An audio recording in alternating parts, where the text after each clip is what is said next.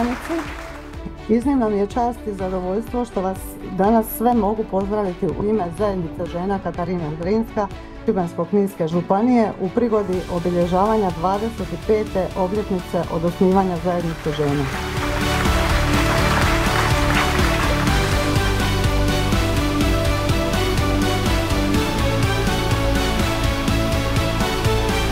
Sav naš trud, sav naš rad, sav naš doprinos boljitku Hrvatske bez žena, bez članica HDZ-a ne bi bio moguć. Hvala vam stoga na svemu što radite.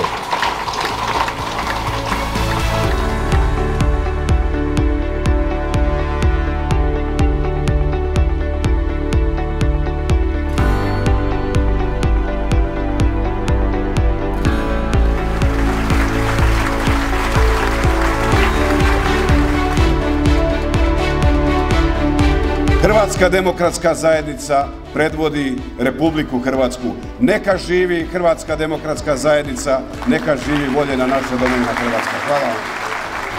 Od srca pozdrav i zahvala našim utemeljiteljima i hrvatskim braniteljima. Hvala vam za slobodu.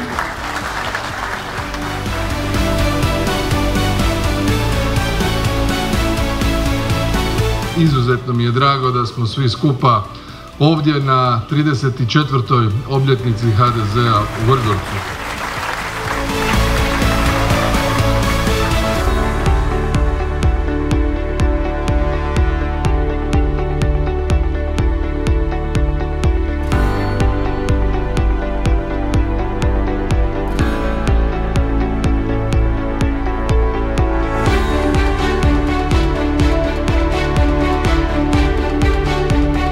Mogu reći isto kao kad se osnivalo prije 34 godine, HDZ je ujedinjen.